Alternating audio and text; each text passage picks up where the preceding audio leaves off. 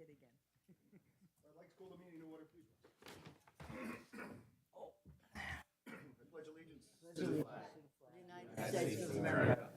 To the republic for which it stands, one nation, under God, indivisible, with liberty and justice for all. Please be seated.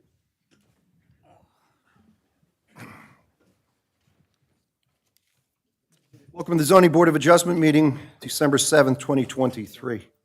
Adequate notice of this meeting of the Old Bridge Township Zoning Board of Adjustment has been provided in accordance with the Open Public Meetings Act at least 48 hours prior to the commencement of this meeting by prominently posting in the municipal complex an announcement giving the time, the date, the location, and the agenda of this meeting, mailing such announcement to the Home News and Tribune, filing a copy of such announcement with the municipal clerk, and posting the agenda on the municipal website. Ms. Pacelli, could we have a roll call, please? Certainly. Chairman Sullivan? Here. Ms. Andrews? Here. Ms. Chevalier? Here. Mr. Scogno? Here. Ms. Testaverde? Here. Mr. Victoria? Here. Mr. Dasty? Here. Mr. Dargy? Present. Ms. Savant? Here. And myself, Ms. Porcelli. Thank you. If we could take pause for a moment to commemorate this day in history, December 7th, 1941. 82 years ago was the day that would become, quote, a date which will live in infamy, end quote, after the attack on Pearl Harbor. We should always remember the U.S. military personnel and the civilians, numbering 2,403, who lost their lives, as well as an additional 1,178 wounded. All gave some gave all. Moment of respectful silence, please.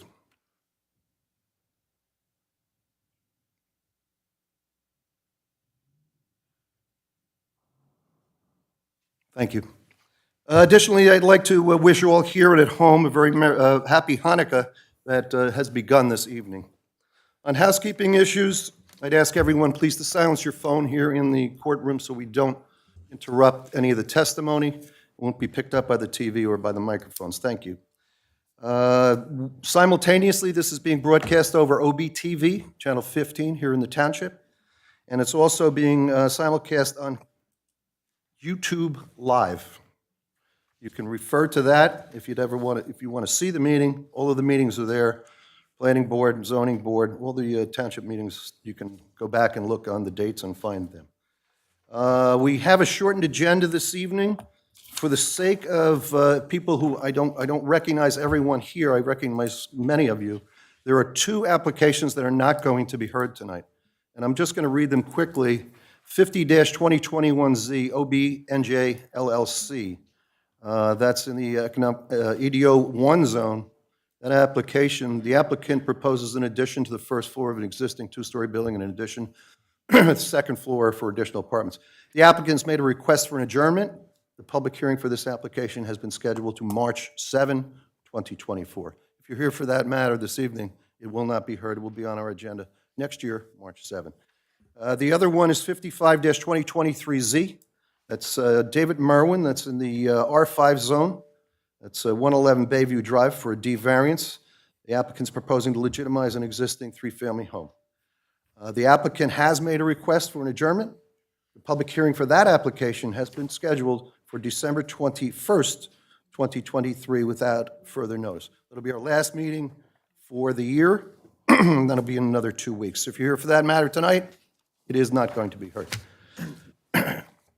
Chairman, Ms. Sawan has advised that the OBNJ is going to be re-noticed because it's going to be a new year, so there is going to be new notice sent, and we'll advise the applicant accordingly. Right, I will. And Chairman, I know we're announcing a date for Mr. Mervin's application. I just wanted to check with the board.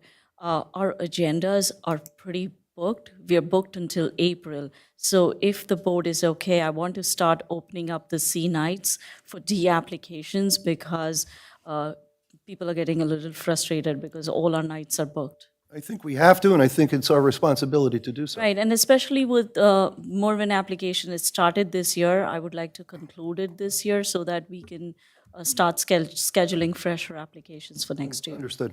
Thank you. Thank you. All right, we'll move on the agenda as is written. We have resolutions to start.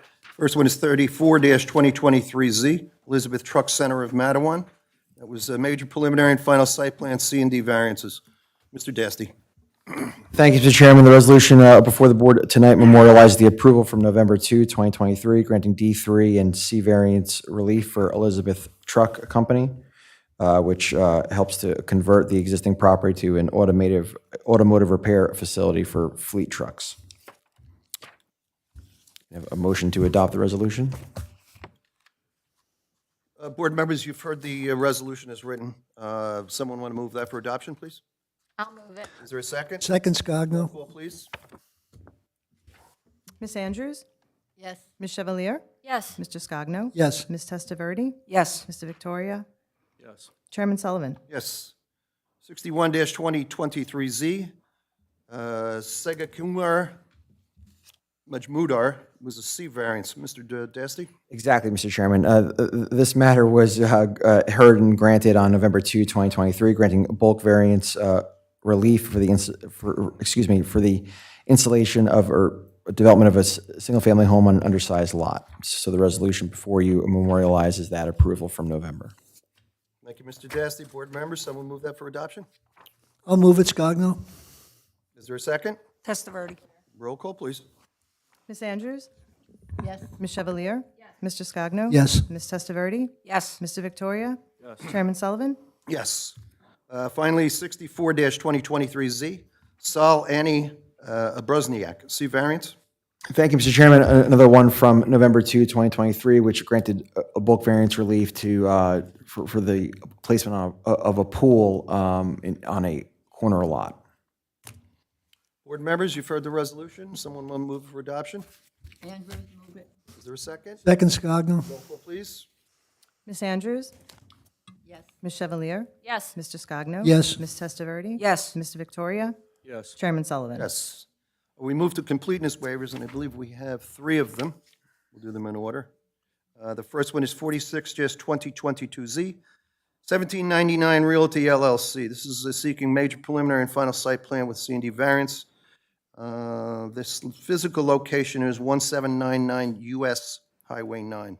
The block is 10258, Lot 11. John Sullivan Esquire, representing? Okay.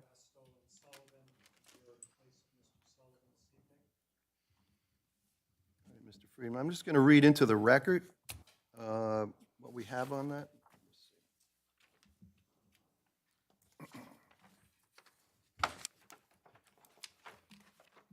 So feel free to be seated.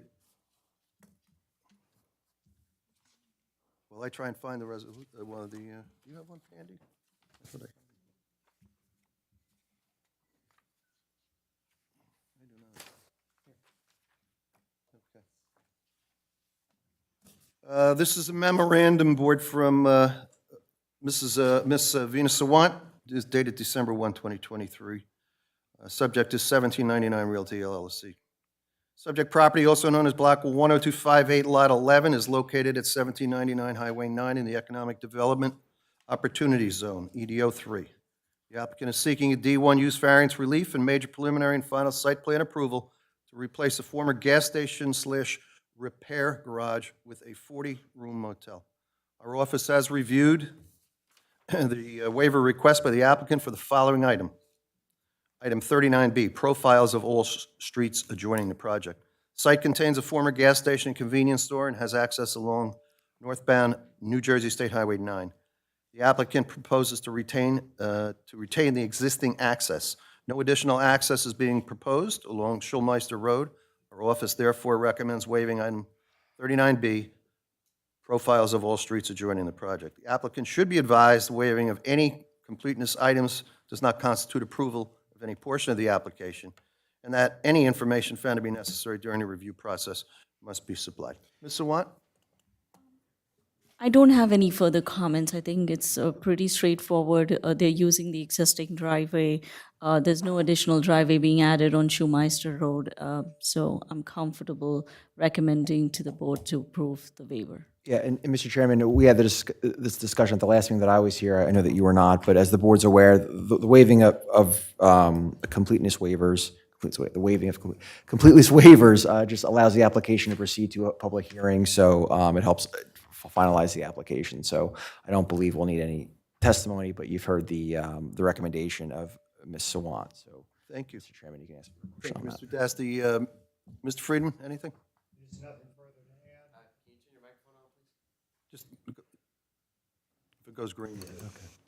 No, we don't have anything further to add. Thanks. Board members, any questions? On my right? On my left? Okay. I see no reason to open a public on this. No, it's very administrative, Mr. Chairman. You can just ask for a motion to approve the completeness waiver. Someone want to make a motion to approve the waiver as written for 39B? I'll move it. Is there a second? Andrews, second. Roll call, please. Ms. Andrews? Yes. Ms. Chevalier? Yes. Mr. Scogno? Yes. Ms. Testaverde? Yes. Mr. Victoria? Yes. Chairman Sullivan? Yes. Thank you, Counselor. Thank you. Enjoy the holidays. The same to you, sir. Thank you. The next one is 39-2023Z, JCP&L First Energy. I have it. EDO 1 zone, major preliminary and final site plan with a D variance. It's for removal of an underground storage tank. Counselor? Good morning, Mr. Chairman. Good morning, Board. My name is Russell Anderson of Bertone Pacini, Hasbrook Heights, New Jersey, on behalf of the applicant, Jersey Central Power and Light. All right, thank you, sir. I'm going to read into the record the same. There's a lot of them here. Do you know how many there are? It's a prodigious list. I'd say there's probably close to 35 or so. I can count them if you'd like. I have the waiver request form right here. 1, 2, 3, 4. 23 in the front. There's 45, I believe. What is it? 45 in total, I believe. 45 total? Okay. Actually, I count 50, but Okay, we're somewhere in the we'll neighborhood. split, Yeah. split it, Round up. round up. The following memo was authored by Venus Sawant on December 4, 2023, in reference to this matter. Subject property, known as Block 26001, Lot 1.11, is located at 1345 Englishtown Road in the EDO 1 zone. The applicant is seeking a D2 use variance relief and major preliminary and final site plan approval for the removal of an underground storage tank for fuel and associated piping and mechanicals, and the installation of an above-ground storage tank for fuel and associated piping and mechanicals. Currently, the property serves as a fueling station, location for the JCP&L vehicles in the area. It then lists, our office has reviewed the waiver request by the applicant for the following. There are 45 or 50 somewhere listed here that run off the checklist. I'll continue with the final paragraph. The site is fully developed, and therefore the applicant requests numerous waiver items. The applicant is proposing minor changes to the site that involve limited site disturbances. Initially, waivers were requested for items 3A, B, C, E, 11, 26, and 27. However, the applicant later submitted these items. Items 14, 18, 28, 29, and 37B do not apply.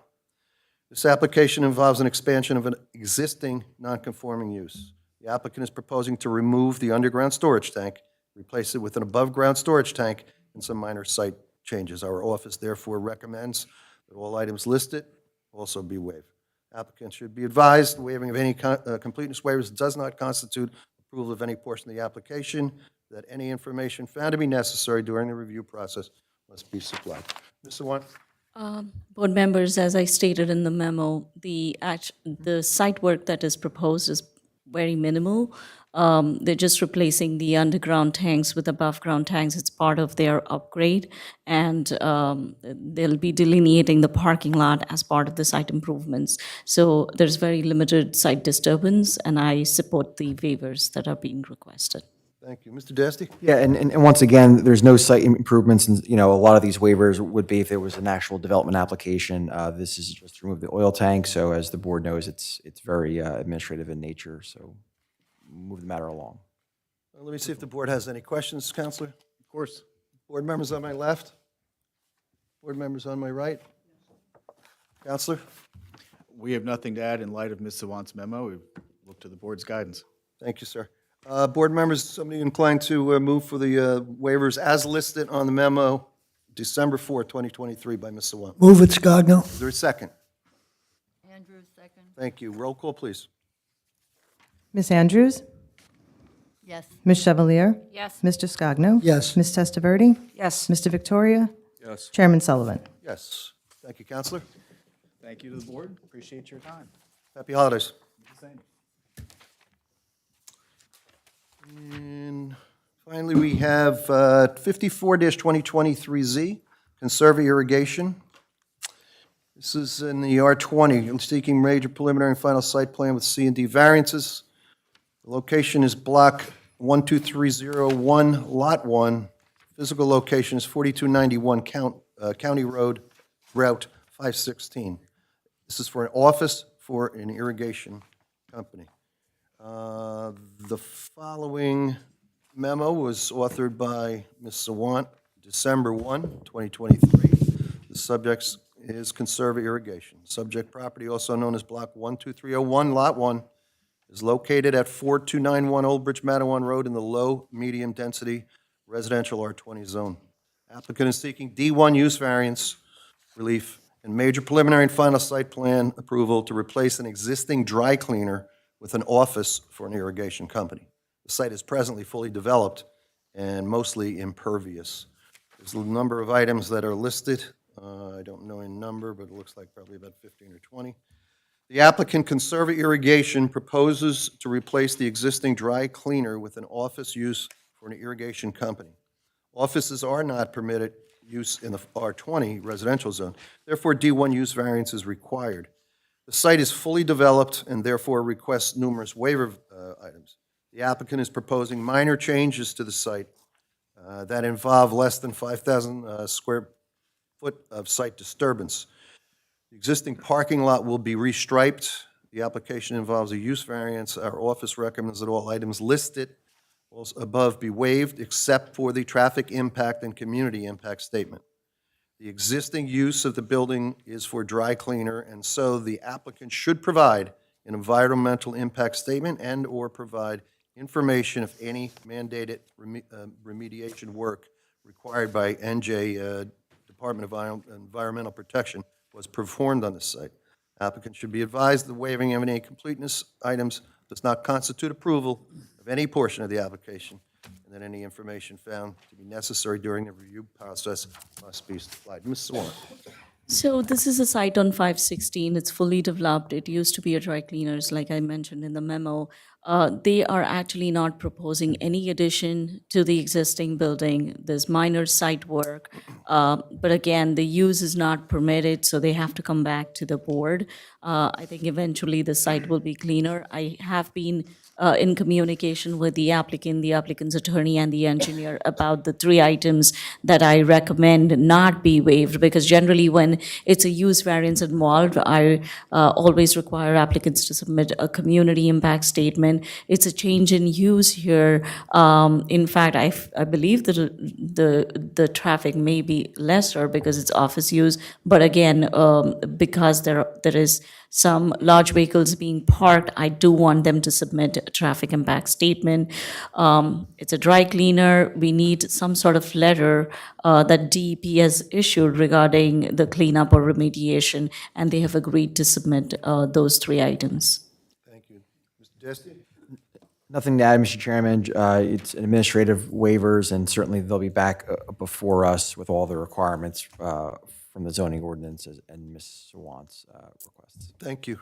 Board members on my left, any questions about this waiver request? I have a couple questions I'd like to ask, if you don't mind. You're going to restripe the parking lot, is that correct? How many spots are you? That'll be testimony when we get to testimony. Okay. Yeah. Mr. Victoria, at the public hearing on the actual application, that's when the applicant's professionals will be sworn and they can answer those questions. And that'll Understood. probably be part of their affirmative testimony at that point. Anything else, Mr. Victoria? No, that's all. Was there anybody on my left? On my right? None? Counselor? Peter Klauser, filling in for Larry Sachs. We agree with Ms. Sawant's report. I think it's important what you point out that the restriping of the parking lot is sort of like the limited improvement, so I think that's why we're asking for the waivers that are requested, and the applicant will agree to provide the 3 reports in the, that are requested. Thank you. Board members, anybody interested in moving this for the waiver requests as written on the memo, December 1, 2023? Testaverde will move it. Andrews, second. Ms. Testaverde and Ms. Sanders. Roll call, please. Ms. Andrews? Yes. Ms. Chevalier? Yes. Mr. Scogno? Yes. Ms. Testaverde? Yes. Mr. Victoria? Yes. Chairman Sullivan? Yes. Thank you. Thank you, Counselor. We move to the applications for the evening. You're set, right? First one is 37-2023Z, Old Bridge Properties LLC, major preliminary and final site plan with D variance. This is in the zone EDO 3. Block is 6302, lots 2, CO 210, 2 CO 214. Physical location is 1324 US Route 9. John Marmora, Esquire, representing the applicant. Sir? Thank you, Mr. Chairman. I will say that, yes, I was not here at the last hearing. I have watched the meeting in its entirety, and I have some of my own notes. Thank you very much. Good evening, members of the board. If you recall, Mr. Monaro, I would just hit that green, okay? When it goes green. there we go. Thank you. We were before the board on the October 5th hearing and presented the entirety of the application. There was an objection not raised ahead of time, so we asked the board to hold its vote. The objection was by the Raceway parcel, which is on Old Port Farm Road, immediately adjacent to us on the corner. And the objection was that there were aspects of that site plan approval that were inconsistent with the site plan that we were presenting. The 2 issues were cross-access and a tie into our drainage basin in the rear of our site, the north quadrant of our site. We subsequently worked that out with the Raceway Petroleum owner. The Raceway Council is here, Chris Vitale. I don't think he needs to enter an appearance, but I would like the record to reflect that he is here. But we did submit the revised site plan. There are really insignificant changes. It does show that connection. We also submitted a supplemental traffic report. We pre-marked, Ms. Masterson has pre-marked as A5 the revised site plan, and A6 the traffic update. Basically, the traffic update merely says there's no impact whatsoever. And- Mr. Monaro, I would just ask you for the dates of each of those exhibits, if you don't mind. Okay. The Last revised. updated traffic report is dated November 30th, 2023. And the last revision date on the revised site plan is December 5th, 2023. And the other thing, there was a question raised whether there was any fencing or obstructions for the access, and there is not. There are some fences out there now, but they were put there for security reasons once Lowe's abandoned. So with that, I would turn it over to the board's professionals because we had a technical review committee with Ms. Sawant and Ms. Dargy on Tuesday morning, I guess it was, with our professionals. I will represent that our traffic engineer, John Pesci, is here, the site engineer, Ryan McDermott, is here, and also the principal of the owner, Old Bridge Properties, LLC, excuse me, Robert Byer is here. I don't intend to call anyone unless the board has questions, and then I would be happy to. But with that, I would turn it over to your professional staff. Yes, I'm going to call on Mr. Darcy. I did make a note. One of the items that Mr. Darcy had spoken about during that was pedestrian connectivity. So we'll see if he's going to mention that again. And thank you, Mr. Chairman. At the last hearing for the applicant did agree to work with our office with regard to the connectivity, and we actually reiterated that in our meeting that we had with the applicant's professionals this week. So I'm confident that we'll be able to work that out to mine and Venus' satisfaction. The applicant provided all the testimony that we had requested and agreed to all of our comments. So with regard to our review, we're satisfied. The only outstanding issue was this cross access with the previously approved application at the corner of Poor Farm and Route 9. The applicant, actually, you can see the exhibit, I believe, illustrates that cross-access. And we don't have any objection to that cross-access. The applicant has provided a traffic statement, which I do concur with regarding the minimal impact. The only vehicles that really would be using that cross-access is vehicles that are coming to the Raceway Petroleum site, which was previously approved, and want to return northbound on Route 9. Those are the only folks that would actually really traverse through the Lowe's, now Tesla property to make that turn, which would only be about maybe a handful of vehicles in the peak hour. So it really has a negligible impact on Route 9. There's no real generation of traffic, and that was also all covered as part of that application. So with respect to this application, there's really no impact. So I have no objection to that. Thank you, Mr. Darcy. Ms. Sawant. So, and I believe, Rakesh, there will be a clearance bar on the Raceway Petroleum part. When they come in for their permits, we'll work that out and probably handle that administratively. That doesn't have to be a part of Tesla's application, so we don't have any further questions. And yes, when they come back for conformance review, we will definitely revisit the pedestrian connections because that is important to us too.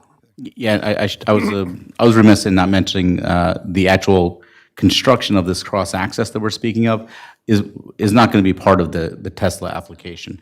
It will only be constructed when the previously approved Raceway site on the corner is constructed, and at that time, those details will be provided for administrative approval to the Township Engineer's office, and that includes like Vina alluded to, a height bar. So it'll limit the traffic that goes onto the Tesla site to just passenger vehicles. No gas delivery trucks will be traversing through and all that.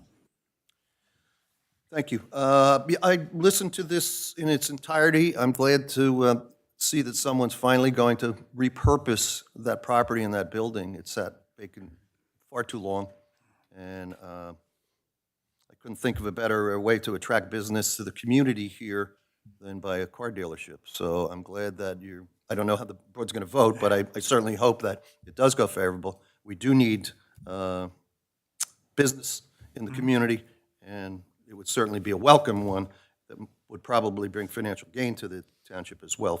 I would also add, it's going to be one of the largest Tesla facilities in North America. That was put on the record, and I was kind of shocked to hear that, but We'll put Old Bridge on the map for Tesla anyway. for good things, right? Right. Hopefully. I have one question, Mr. Dasty. Sure, Mr. Chairman. Councilor spoke about there's another attorney here that they conferred with, and is his word good enough that do we want this attorney I will give to come forward and Mr. make that statement on the record? Mr. Vitale a chance to stand up if he has anything to say or anything to add, or if he can just. Fair enough. Fair enough. So there's no objection. And Mr. Chairman, I would just note that obviously this is a use variance. There's 5 members here present tonight, so it may be beneficial to poll the board just to make sure before any vote is Yeah, I want to taken. make sure that anybody, if there is any questions before we go forward with, or if you call for a vote this evening, then I want to make sure all those items are dealt with beforehand and not at the last minute. I'll go to my left. Mr. Victoria, you were not here for it, but you watched it, right? Do you have any pressing questions that you would like to ask council? Not offhand. I think it's a great use of a pretty rundown raceway.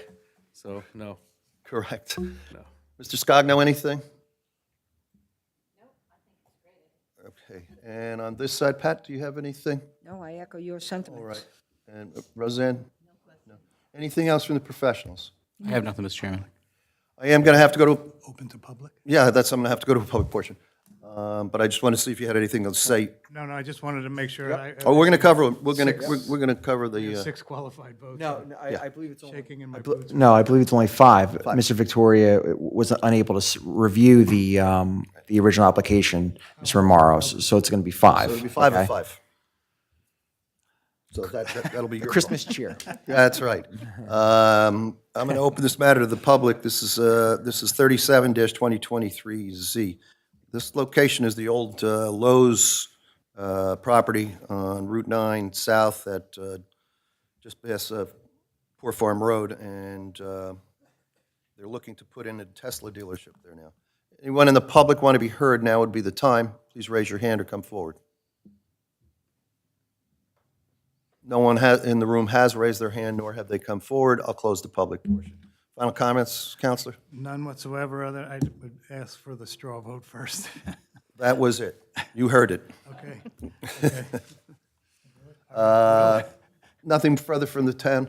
Yeah, no, personally, I thought it was a great idea, and I've been longing for someone to move into that lot, because it really is an eyesore when you're traveling down there, and it's a misuse of the property, so I'm glad you're going to try and do that. Thank you. Having said that, I'm going to see if someone will, this is for D3, right? Yes, sir. We'll start with D3, and then I believe there's There's bulk variances and a preliminary and final, correct? Okay. So this would be D3 for conditional use, correct? Yes, sir. Someone interested in moving this in favor of a D3? Testaverde will move it. Is there a second? Second, Scogno. Roll call as to D3.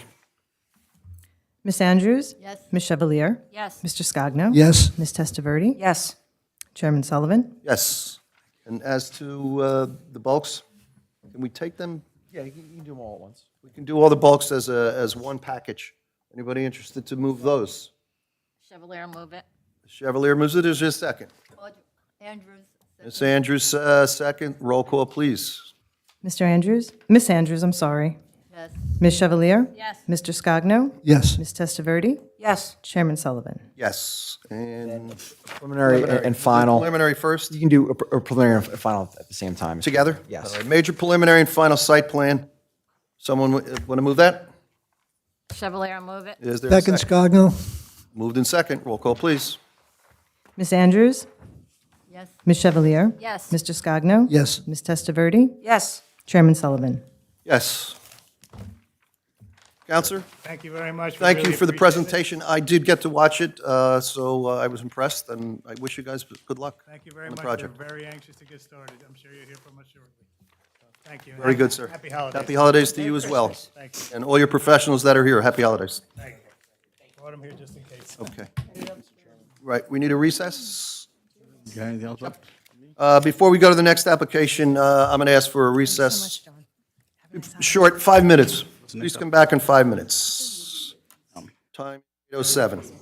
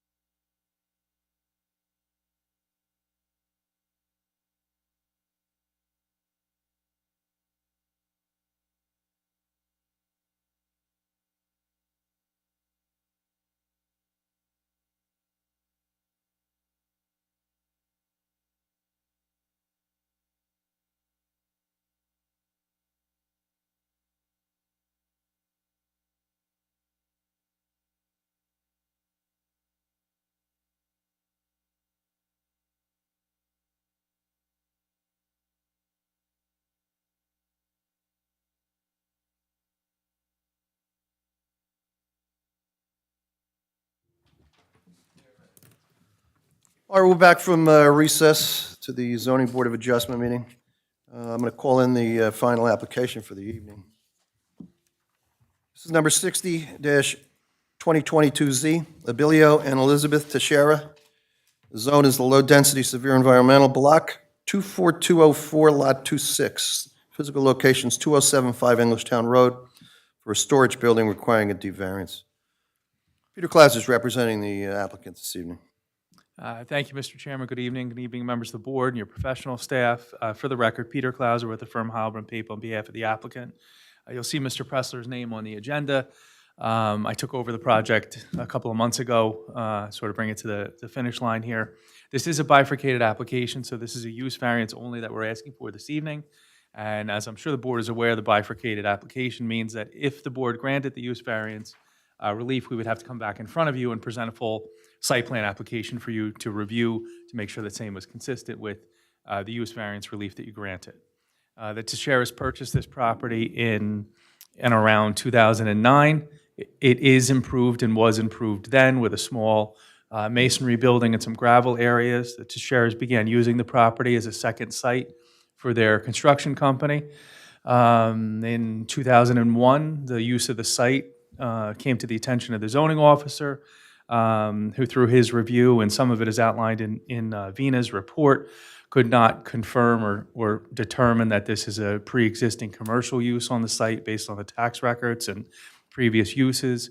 But there was a tax designation in the 80s of a commercial use on the site.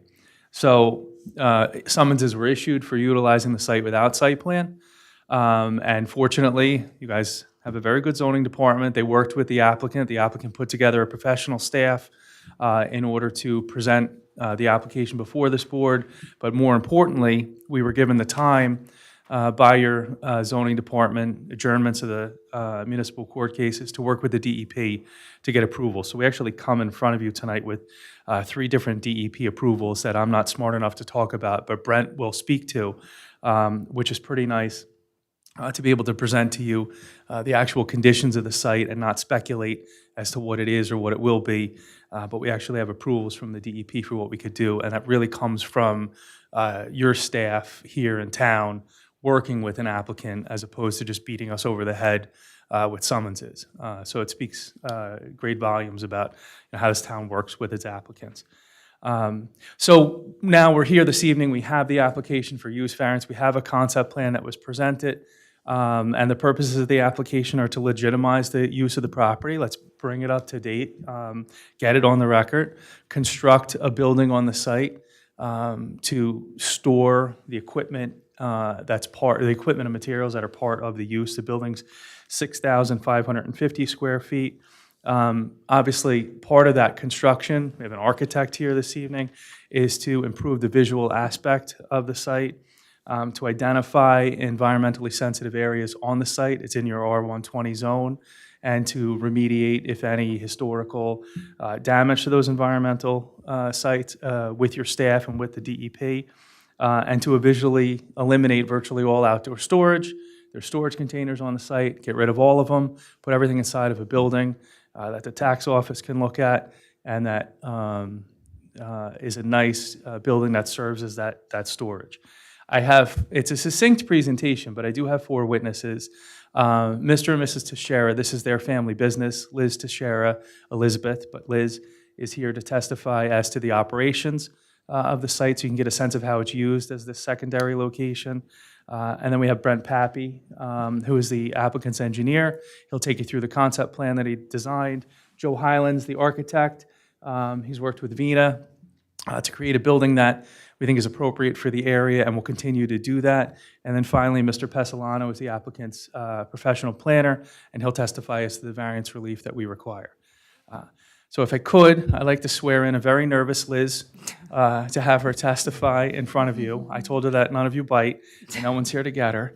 But I just wanted to talk about her business a little bit, her family business, and her use of the site, get some of the operations on the record, and then we move to Brent and Joe, and then Mr. Pesolano. Thank you, Mr. Klauser. Ma'am, will you raise your hand? Do you swear affirm to testify truth in this matter before the board? Just speak into it. I do. Great. And we'll just have your name for the record. Spell your last name. My name is, my last name or my first name? All of them. Okay, Elizabeth, and my last name is Teixeira. Thank you.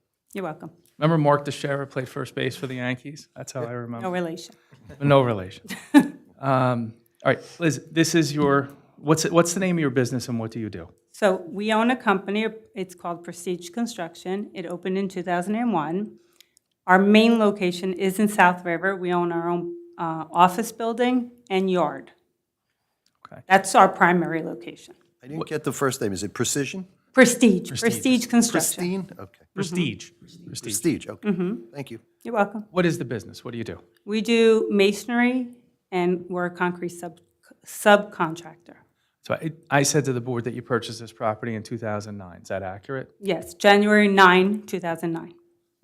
There's storage that's going on the site in containers, and there is storage on the site. What types of items are you storing on the site, and what ultimately will continue to be stored on the site inside the building? So I made a list of the stuff that's there, but it's basically construction material and power tools, small power tools. I can go through the list if you want. It's like wire mesh. I don't know if you understand the terminology, but it's wire mesh. The board would like to hear what's there. Okay, Yeah. so there's wire mesh, there's concrete blankets, there's concrete finishing tools like brooms and trowels. We have some saws, blowers, generators, mixers, and light towers. Light towers. What are the hours of operation on the site? When is it utilized? So on this site, we only go there when we need some stuff. Our main location has most of our stuff, but we outgrew our main location. So that's why we're storing stuff here. We work from 7 in the morning till 6 at night. Doesn't mean we go there every day, but Monday through Friday, we work 7 to 6, and Saturdays 8 to 1. We don't go there every day, but when our guys need stuff or my husband needs to go there, he does go there. There are deliveries to this site? We had deliveries, but then when we got summons, we stopped. We only go there to pick up stuff because we're trying to take stuff out of there since we got the summons. We've been trying to empty these containers. Right now, there's no deliveries. Do you anticipate that there'll be deliveries in the future should the board act favorably on the application? So we do. We think, we might need brick or block, sandstone, rebar, those kind of deliveries. And it'll probably be a flatbed that delivers the block or the brick. Something the board's probably familiar with. They've seen out on the road, long flatbeds, got big Correct. straps over Correct. things. Yes. What kind of vehicles would be stored at the site or utilized at the site? I would think a pickup, a truck, or in a dump truck. We're not keeping a lot of stuff there because we have our own location. I'm just thinking of what could be there. I'm thinking maybe a pickup truck, a van, a dump truck. Is there anything used on the site equipment like to load Yes, material? I don't know if it's there now, but we did have a backhoe there to load our own trucks with the stand and the stone. The vehicles, the materials that you discussed, would they be stored inside of this building once it's Yes. constructed? I know that Brent, on the proposal location, he has bins that are supposed to store, I think, stone and sand, correct? That's all outside. The other stuff will be inside.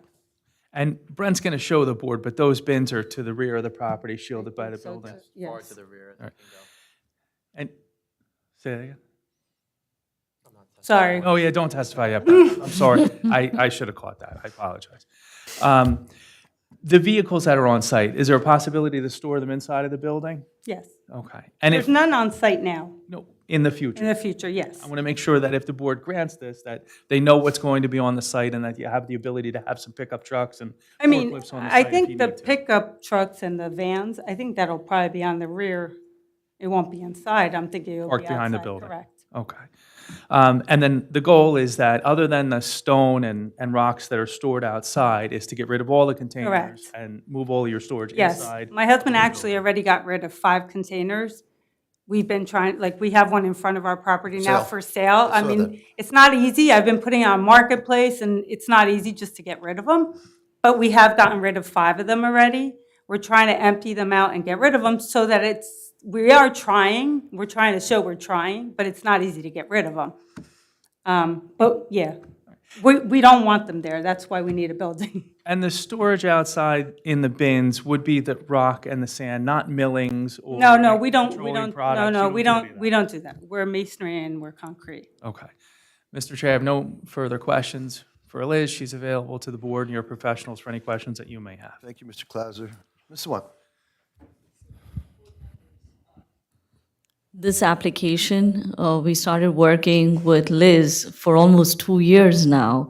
It's been a long process. I have to be honest, I was not happy when I first came across the violations, but Liz has been working with the zoning office and has been cleaning up the site. One of the major concerns that we had, or the zoning office had, was some of these trailers were being rented out to other tenants, and that was becoming a concern for us because now you have individual tenants that are occupying the trailer spaces. In numerous conversations, and I think Liz should put it on record too, so that it's part of the testimony, they have agreed that they will not be leasing any space on the property. It will be purely used for their business, and they're trying to clean up the site. There won't be any trailer parking. No. Everything is going to be parked within the building. We did have, I think, 2 pre-application meetings with the professionals over a period of 2 years because there were summons issues, there were court dates, and we had to keep going back to the court and telling them that they are working. I think the good part was what came out from the first meeting was Mr. Pappy reaching out to DEP and getting all the permits because Nicole and I had concerns originally about the wetlands that existed on the rear portion of the property, and we weren't sure how much of it encroaches into the already disturbed gravel area. With them getting those permits, I think it's a much cleaner application now. So Liz, can you just put it on record that you will not be leasing the property for somebody else? It's solely for your business. It's for our business, and when we were doing that, we were not aware that we weren't allowed to do it. So we had a landscaper there who's my brother-in-law. He wasn't paying us. He was cutting our grass, and we were allowing him to park his stuff there. We weren't getting paid, but we didn't know we weren't allowed to do it until we got our summons. Right. Moving forward, this property is for your business. Yes. You're not going to lease out any space. No, it's for our own business. The applicant would agree if it was an approval to be part of the resolution? It should be part of the resolution. Thank you. Absolutely. And the one more thing, we tried, but our older records are not as the way it should be, like in the sense that we have been trying to digitize everything. There was no way for us to find any approvals that were granted on the commercial use. But yes, the tax classification always had it as commercial use. But the building records or the zoning board resolutions, I couldn't find anything that shows that there was a prior approval. So we thought this was the best course of action, that they come in front of the board, they legitimize the use as well as clean up the site. Anything else? That's it for this witness. Jesse, you have anything? Nothing, Mr. Chairman. Is your home right next door to it?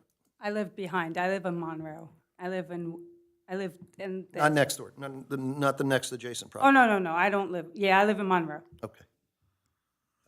I thought this project this address was going back a number of years, I thought, where there was a construction outfit who stored stone, sand, and it was very close to people's backyards. It made there was a big to-do over that. I don't know if you were on the board at that particular point, Ms. Chevalier, and that got cleaned up. I thought this was right next to it, because that new house was built. Correct, next to it on the, It was all part of that. yeah, no, that's not us. All right, so you don't own that No, property no, there? no. All right. Let me go to see if the board has any questions of Ms. Teixeira that she could aid them in. And I'll start with Mr. Victoria. I do, if that's okay. Go right ahead. This is something I do have vast experience in, coming from a masonry background. I do have a couple questions. Do you do any decorative concrete No, applications? no, So no colored concrete, no No. exposed aggregate, nope. anything of that nature? Okay. So no chemicals or No. colorants No, being no, no. stored? Okay, We're actually a commercial contractor. We don't do houses, we're commercial. okay. But no color, absolutely no colored no, concrete, no, just? no. We don't even know how to do it. Got it, so you're not mixing anything No. of any source, all right. And then the containers, how many containers? I don't even know now how many containers. There will be none. Yeah. They will all be removed from the site. You're just going to have the Yeah, building. to go inside the building? Yeah, everything will Yeah. go inside. I'm That's saying, the just right reason- now, I'm just curious, like, how many? Do you know how many you have on the site now? 10, maybe? My husband got rid of 5. These like 20-yard dumpsters with an open front? Like you can open, Yes. they swing open? Yeah. Okay. All right. But all to be removed. Yeah, definitely make it more appealing to the eye, too. We didn't even Yeah. know, we were not aware that Obridge did not allow containers. I found this out when we got the summons. We didn't know we were doing anything wrong. We bought the property, we thought it was commercial, that's what we were told, and we were using it as commercial. So we didn't know we were doing anything wrong, or else we would have never started doing anything. We wouldn't have stored our stuff there if it wasn't allowed to be there. But we're trying to get it done now so we can use it. Yeah, I just want to make sure there was no, with houses close by, if there was any chemicals or anything. No, no, we have no chemicals. satisfied, thank you. There's no chemicals. Mr. Scogno, anything? He had to move when we got the summons, and we were told, I explained to him, he was my brother-in-law, and he said, you're better off removing him.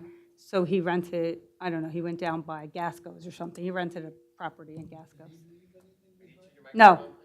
No, he did not leave anything behind. Ms. Chevalier? Sorry. Yes, he's my brother-in-law. I'll go to Ms. Andrews. Now, you've had this business there since 2001? No, we own our business. Prestige Construction was opened in Okay, 2001. how long? We bought this property in 2009. January 9th? January 9th, yes. Okay, thank you. You're welcome. Ms. Testaverde? Your main business is located in South River, you South said? River. We own a building, an office building where our office is, and our yard is behind it. The property there, do you remember who you bought that from? The one in South River? No. Oh, We don't have any jurisdiction over South River. I don't know because I didn't bring the Okay, paperwork. it's not that important. I'm sure we're going to hear that there's going to be new fencing and new shrubbery, and we're going to give a curb appeal to this. Guy over there. Okay. The containers are going to have to go. You have some, I guess there would be storage, I think, Mr. Victoria, you were thinking of make roll-offs or something? I think these are more, they look like they're They're boxed. They're boxed, full storage. box, Yeah. similar to the one you have out front for sale? Yes, yes, They have a bunch of them in there, you can see. But all of those are going to go, and that's obviously, correct. and you said the vehicles, if there are any, and we'll try and determine a number at some point, they are going to be stored outside. Correct.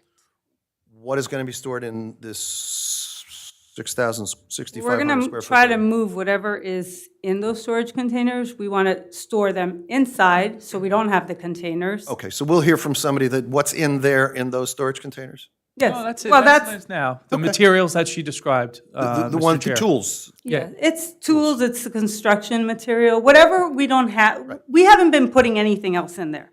Our guys have been going there and trying to take it out so that we can empty them out. So we haven't put any new stuff in there. Okay. So anything, everything you have in there belongs to the company, It's ours, it's Prestige. and you want to organize it into one building? Correct. Okay. I'm good.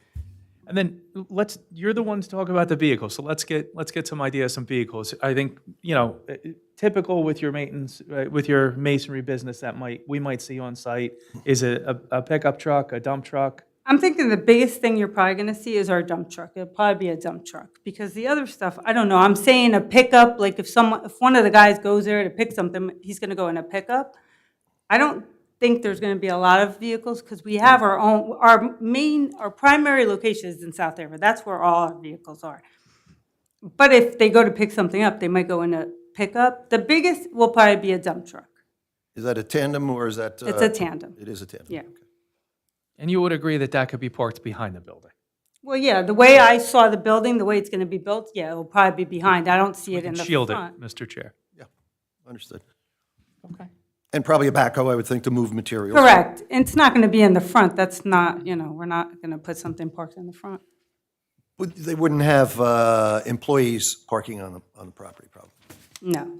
Maybe one or two. Maybe the guys that are there to pick up the stuff, move stuff onto a truck. Yes, I think that was the idea of the test. Yes. There's a limited amount of any vehicles, and the only probably construction equipment would be the backhoe that sits there to probably load the truck. Correct. That's correct. Okay. And no, there's no, while we're on this subject, there's no public that comes here. You don't have customers coming to this. site. No. We don't. No we don't retail even, whatsoever. No. No, we don't even have customers going to our primary, maybe a salesman or two, but no, we don't have customers coming. I'm good. Okay, thank you, Mr. Chair. Thank you, Liz. You're very Go welcome. have a seat. Thank you. Thank you, Listen, Mr. Sarah. breathe. Good job. We don't bite. Peter was right. So now, Mr. Chair, our next witness is Brent Pappy with East Point. He's the engineer responsible for the variance sketch that's up here. So if I could, I'd like to have him sworn and place his credentials on the record. Mr. Pappy, can you raise your right hand, please? You swear affirm to testify the truth in this matter before the board? I do. And can we have your name and spell your last? Brent Pappy, spelled P-A-P-I. For those watching at home, would you give your credentials so people at home know who Yes, you are and what absolutely. you do? I'm a partner with East Point Engineering. I have a Bachelor's of Science in Civil Engineering from Rutgers College of Engineering. I'm a licensed professional engineer in the state of New Jersey. I was the planning board engineer in Spring Lake Heights for 6 years. I'm also a certified municipal engineer. I've been practicing for over 25 years. And you've testified before I this believe board I've testified, before. whether it's virtual or in person, before this board, in Edison, Metuchen, New Brunswick, Woodbridge, other boards. Just so those people who might be watching know you're a professional engineer. Thank you so much. Thank you. Thank you very much, Mr. Chair. Let's get, there's an exhibit on the board. There are small versions of the exhibit that you handed out to the board. I'm assuming we'll mark that A1. And if you could describe what A1 is for the board. Absolutely. A1 is a color rendering of a concept plan that I had prepared based on input and meetings we've had with the town, information that we've obtained from topographically from a surveying company that was helping us with the project, and also shows delineations of some environmental constraint mapping that we've been preparing in combination with permits we filed with the DEP, which I'll get into. So let me get out of your way, take the board around the site, what's proposed, and discuss those permits. As everyone might know, the property's address is 2075 Englishtown Road.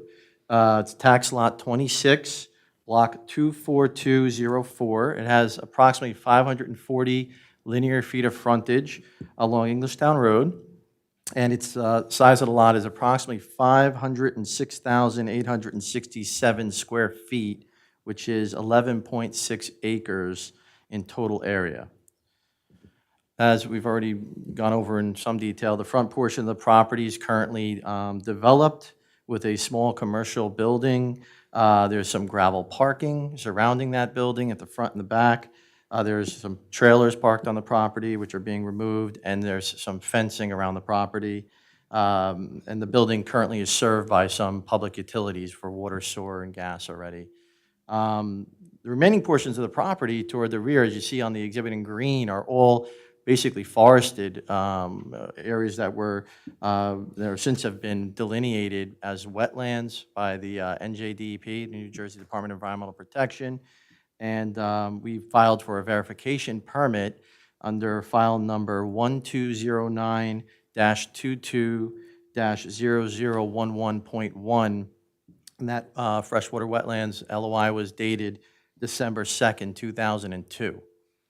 The verified wetland lines are depicted on the December 2nd, 2022? 2022. Did I say 2000? You said 2002. I'm sorry about that. Oh, The verified wetlands are depicted on the exhibit as lines with triangles. They're shown going around the border of within the green area of the map, around the border of the green area. And then associated with those wetlands is a 50-foot transition area buffer, which is depicted as a black dashed line. You can see that buffer coming into the property. The importance of these wetlands and getting the delineation done was to show what area we could develop and areas that might need to be restored. In addition to the wetland permitting, there's a small drainage feature to the northwest top corner of the property, which borders that northerly border property line, which required us to apply for an NJDEP flood hazard verification permit under the same file number. And that permit was dated November 2nd, 2022.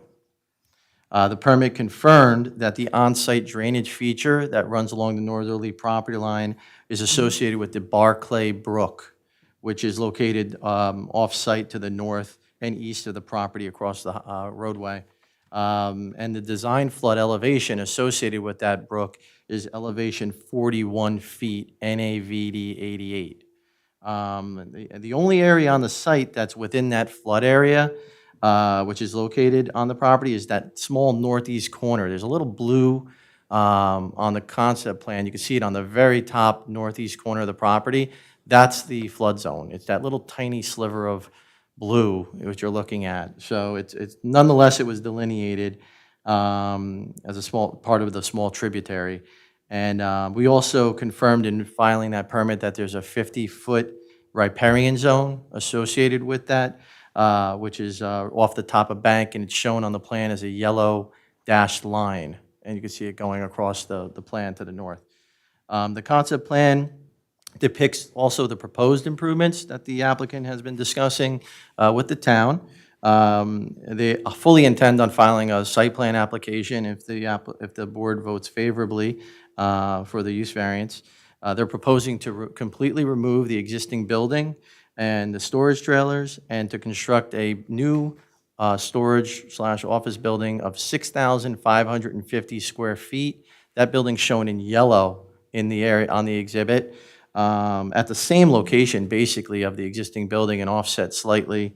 They're proposing to remove, in a combination with that, 9,000 square feet approximately of gravel where they're going to install grass within those areas that were previously disturbed. And that's shown in a lighter green color. You could see it to the north, which we were discussing. There's a tree border, landscape border, that we've been discussing with the DEP and with the town to help add additional buffering and screening between this property and the residential. And that's very important to plant that buffer. The areas shown in blue are the limits of existing and proposed gravel. The rear of the building would have 5 bin blocks, which would be for storage of materials, as we just discussed. And there's some employee areas dedicated for parking, whether it's employees or whomever. There's about 10 parking spaces there in the back of the building, which would all be screened by the building itself and some proposed new fencing and a gate, which is to the, if you're facing the building, to the left side. So there's a gated entrance, if you will, and screening all around, in addition to the landscaping.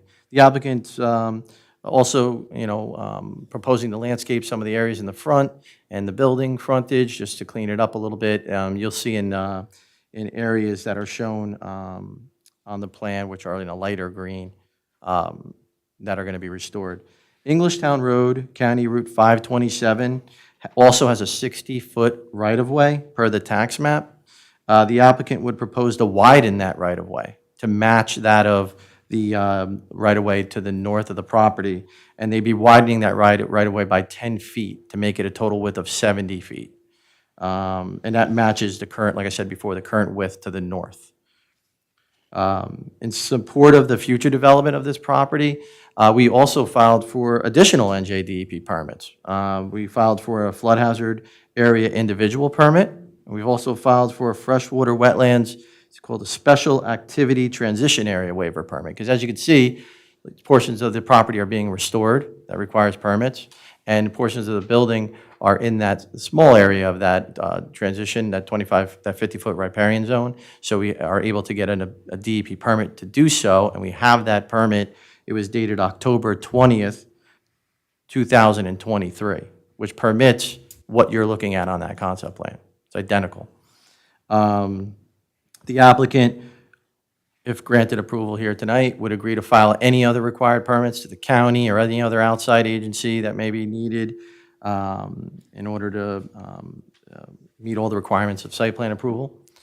And in response to the township planner's comment regarding the existing and proposed traffic, which is mainly the only, I don't think it was one of the only engineering comments, it was my understanding that, in speaking with the applicant, that the existing, the existing use of the property would remain the same. And therefore, the traffic patterns and the use of the site would remain the same. Same number of vehicles. They expected maybe 2 to 3 trucks deliveries per week. And they explained to me they may only have 1 to 2 employees arriving at different times to monitor the site and the office. They don't anticipate any changes to the traffic patterns that are there today. Thank you. So what's most important of all the work that you did, you've established the environmental constraints associated with the property, and you've established them both by your on-site investigations as well as verifications from the DEP through approvals. That's correct. And you're working within those environmental constraints to not only rehabilitate certain areas, but also to locate your improvements within permissible areas and outside of those environmental areas. Absolutely correct.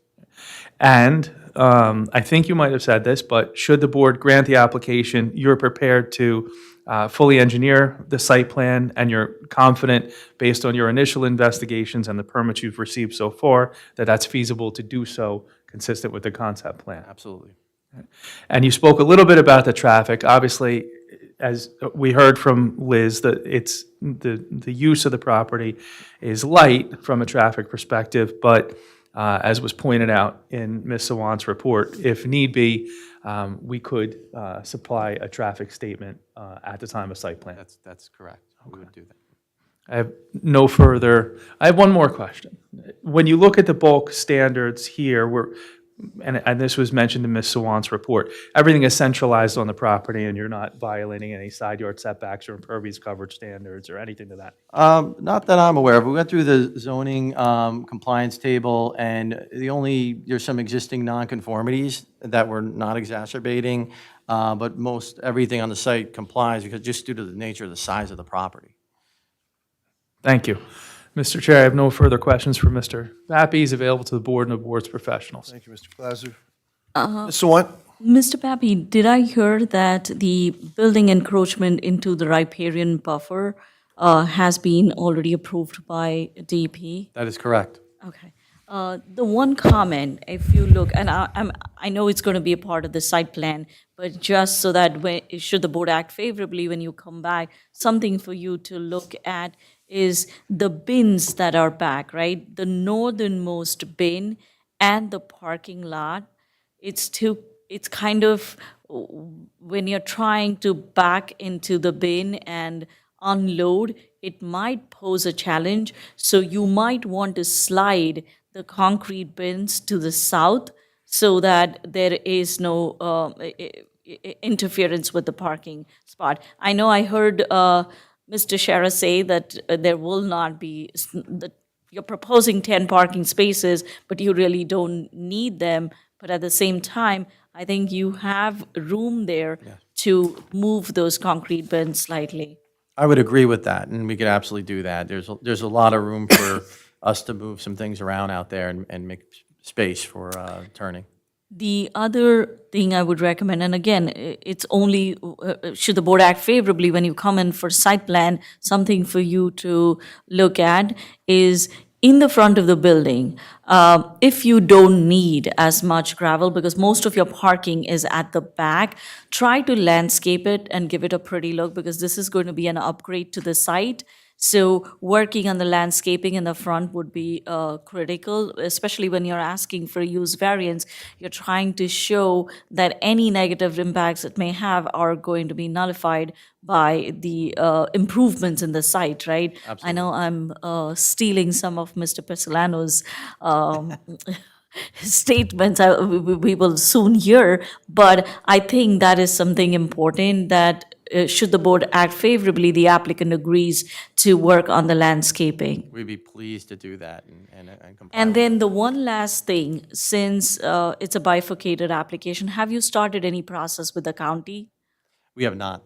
Okay, I would recommend that you at least get a pre-application meeting and get their feedback prior to coming to the board so that you know what to expect. The other thing is, I will be happy to join you on any of those pre-application meetings with the county so that I get to hear what they have to say about the improvements.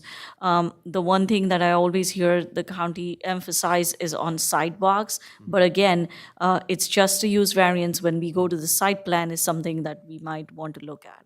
Be more than happy to do that as well. Sure, that's all from my side. Would you tell the board what the riparian line is, the yellow line, what it represents?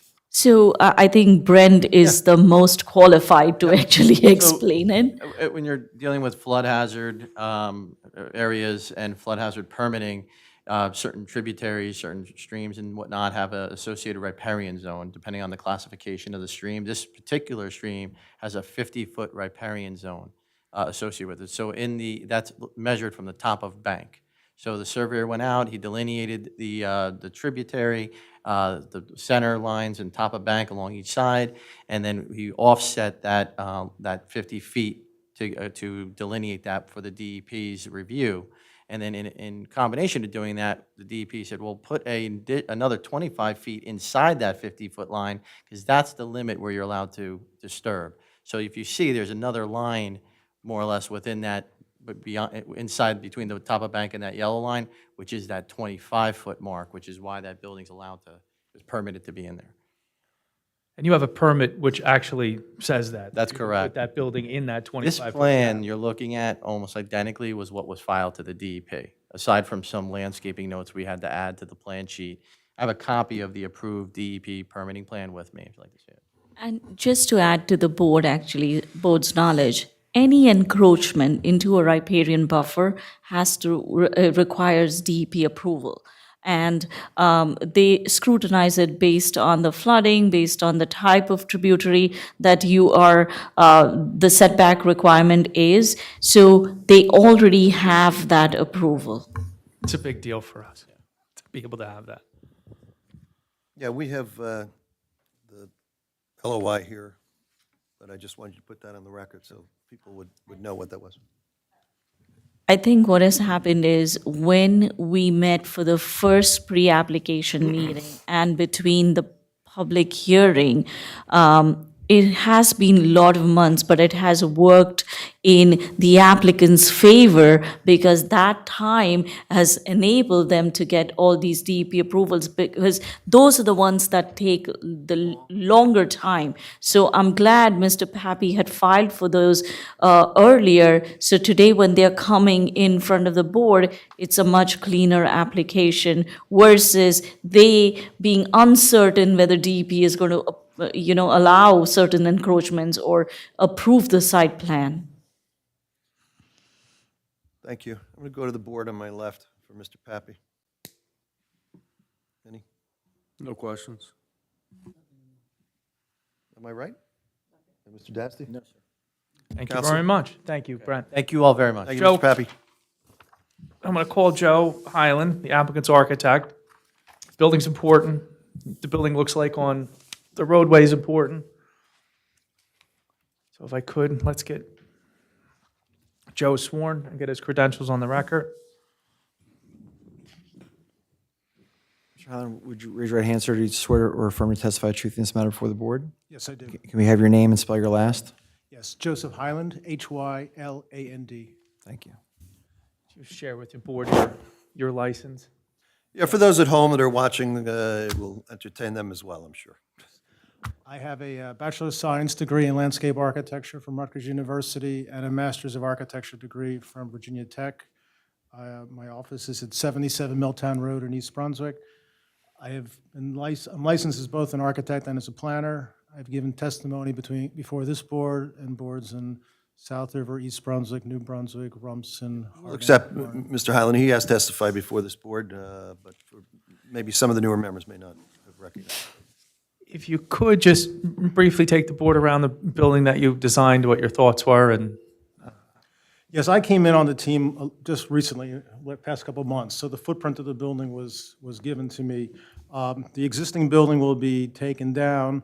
What is proposed is the 6,550 square foot building. It is a pre-engineered building. We're thinking will be designed by Butler Building Systems. So it's a wide span steel structure. The plan isn't up here, but the way it was designed is that the trucks in the first two bays can drive all the way through, exit the rear. So there's the first two. We just lost the plan. Okay. The first two bays are. you want to see a floor plan? I'm sorry. Yeah, sure, the floor plan might be good.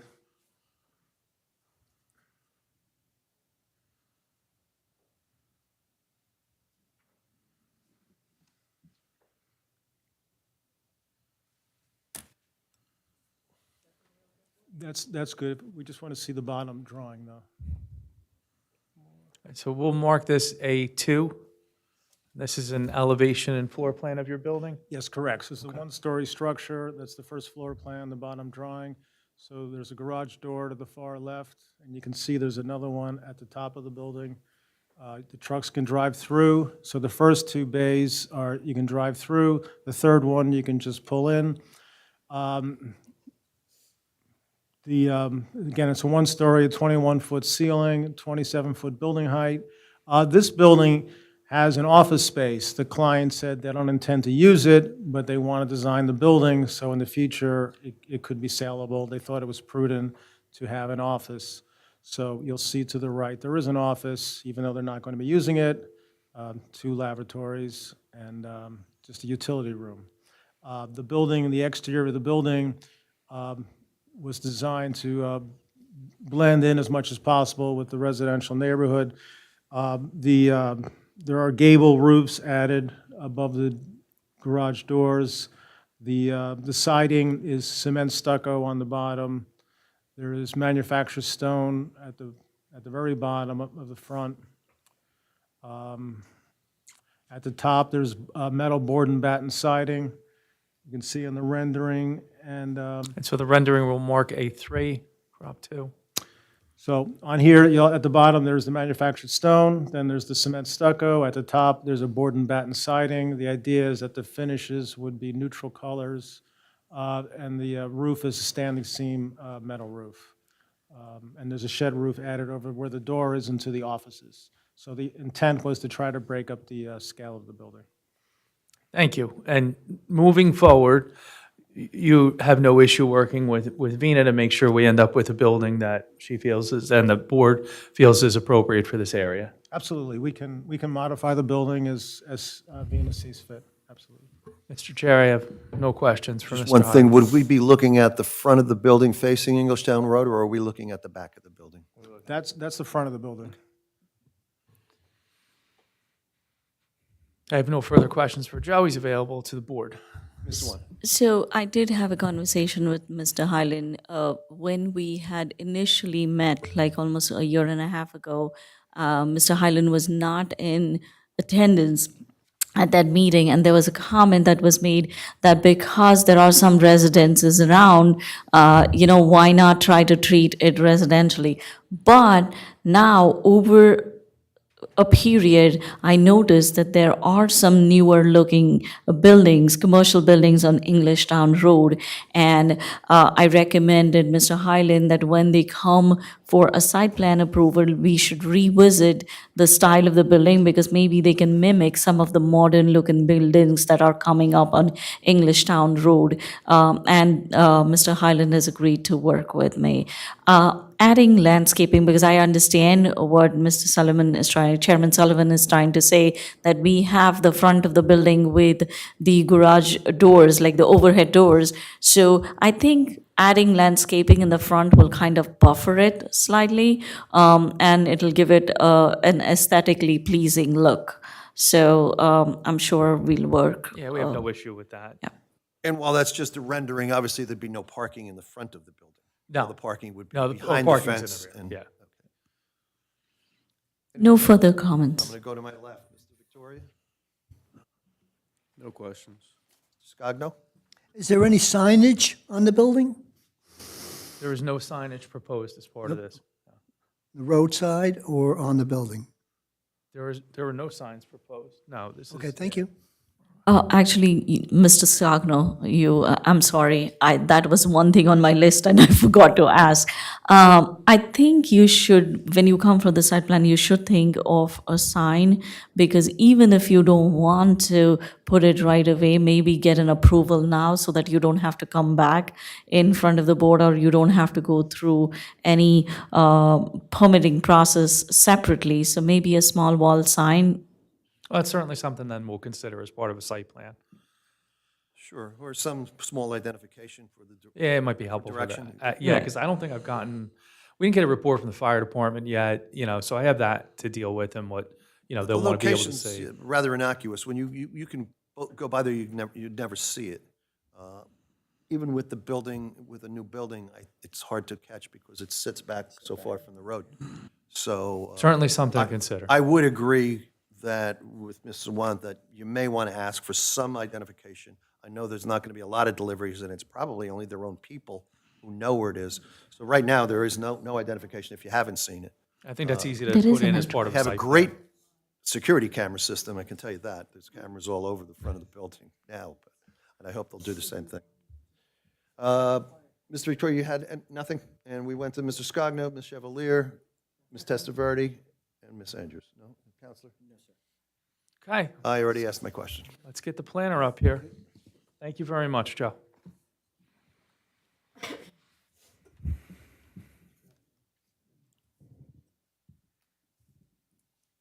Thank you, Mr. Highland.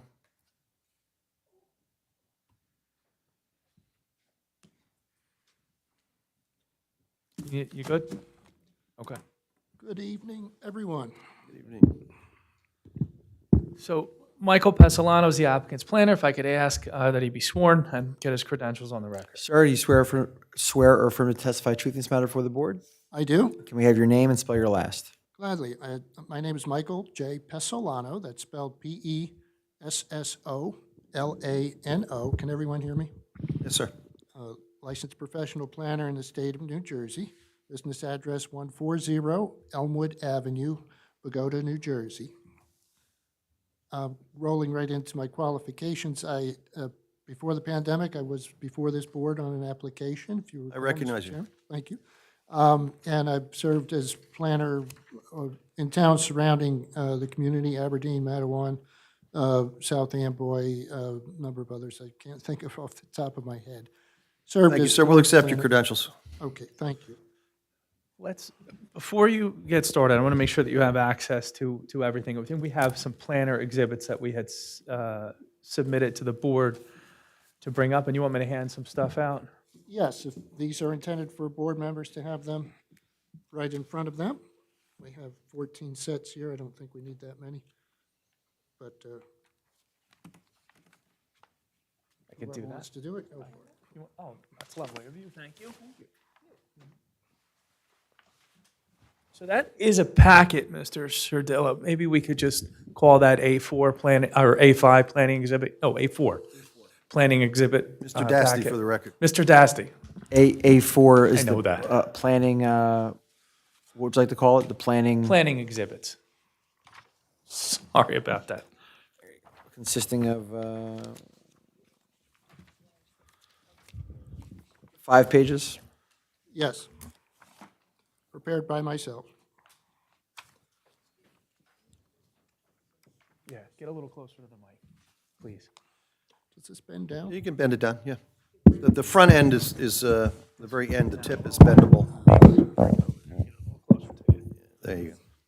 That's got to be better. That's perfect. Okay, thank you. All right, let me touch on the exhibit just distributed because it provides the foundation for my planning analysis to reach the conclusions that I'll be presenting in my testimony. On sheet 1 of A4, simply an excerpt from the Township tax map showing the subject parcel in a bold yellow color, clearly identifying it as a very, very spacious parcel. Just the part that's within the angled notch, if you will, on the northern portion. North is facing the top of the page, generally speaking, top to the right, is where the used portion of the site exists. The rest of it is unusable wetland area. On to page 2 of A4, an excerpt from the current township zoning map showing now the subject parcel in a red outline, and a couple of takeaways from this particular view. One is you can see that the R20 zone wraps around this particular site, which is a projection of the R120 district that goes across Englishtown Road just in this particular location. You can see faintly that there are development tracts, subdivisions in the R20 zone, but none come close to the subject property except the back corner, because the subject property is surrounded by wetland. So it will be that condition moving forward unless as a society we determine that wetlands can be built upon. I don't think that's going to happen. Hopefully not anywhere else either. But the second takeaway, and the more important one, is the lavender color of the EDO1 district shows up directly across Englishtown Road from where the existing building is and where the proposed building would be. So the net effect of that point of information is there would be non-residential facing non-residential in this particularly situated portion. That's the only usable section of this site. Moving on to sheet 3, we get further detail in an aerial image on which I've added some annotations, excuse me, starting with the lay of the land, basically north and south. Commercial nodes, by virtue of that EDO1 zoning, are continuing to fill in and flourish as the zone plan wants them to. That provides for a very unwelcoming location for more residential between those commercial nodes. Associated with them would be traffic of all sorts and types. So this site that is the subject of the application, while it's zoned for residential single family, it's not a particularly appropriate location for that particular use. I've noted that wetland areas exist not with any specificity, but generally in the wooded areas to the northwest, south, and east of the subject property are wetlands. The effect of that arrangement is that this is a pretty isolated piece of property, separated, kind of its own neighborhood, I will say. There is residential use adjoining, the site immediately to the north on Englishtown Road, but that is its own little enclave of same-era homes built in the 80s, I believe, next to the subject building. Sheet 4 of A4 contains 4 ground photos that were taken by myself at a time when it was not coat-wearing weather. Obviously, the vegetation fully in flourish there. We can see a very dated existing non-residential building on the site in image 1. The screening fencing actually is very effective at disguising the storage containers behind it. However, the 6,550 square foot proposed building will be much more effective screen, but of nothing behind it, because all of the purpose of this building is to bring it in, all that needs to be stored on the site, to the inside in an enclosed building. So with that plan in mind, I think it's an appropriate transition from the existing fairly unattractive-looking building to be replaced with something more modern, functional, and safe altogether. Image 2 shows the view from the gravel parking area in front of the building in Image 1, looking directly across Englishtown Road into a wetland type of configuration. Image 3 on the lower left shows a portion of the 550 feet of frontage that Mr. Pappy testified to, starting at the gravel parking area in the front, gravel circulation area, I should say. It's not used for parking by the company. I parked there because I couldn't get through the gate, so I could take my pictures and not be parked on the street. But image 4 in the lower right shows a fairly dense wooded wetland area that lies between the developed area of the site and the nearest neighbor to the south, which is residential. Very, very well buffered by distance and by the vegetation, in my opinion. Going on to the last page, sheet 5 of A4, image 5 in the upper left shows a view from about the edge. I'm standing at the northern edge of the gravel area in front and taking a photo of the nearest dwelling that's seen through the tree line there. As Mr. Pappy indicated, and as I think the board is fully prepared to do, is to provide for a more dense screen that will make that visibility impossible moving forward. Image 6 in the upper left shows one of the two dwellings that are, this one is diagonally across the street, diagonally to the northeast, I should say, which is in the EDO1 zone. And then in image 7, the one just to the south of that, a dwelling also in the EDO1 zone, both of these now non-conforming by virtue of that EDO1 zone designation. Image 8 simply emphasizes what I was speaking to before, the site pretty well screened today by virtue of the solid fence. So that information, we can come back to any of the images as you wish, but that provided a nice foundation for my analysis. I spoke extensively with the applicant and its professionals, looked at the township's master plan materials and applicable zoning for this site and area, and came to reach some conclusions. We are here for a use variance that is bifurcated, as you heard, from the site plan part of a use variance application, which may or may not have a site plan associated with it. Applicants in New Jersey may elect to separate the use consideration from the detailed site plan, and that's what has taken place here. And so the focus is strictly on the criteria for the granting of a D1 use variance, a use not permitted in the zone.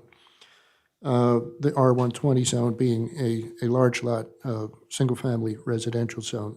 It permits some other non-residential things. I'll come to that in a moment, but does not permit commercial storage buildings.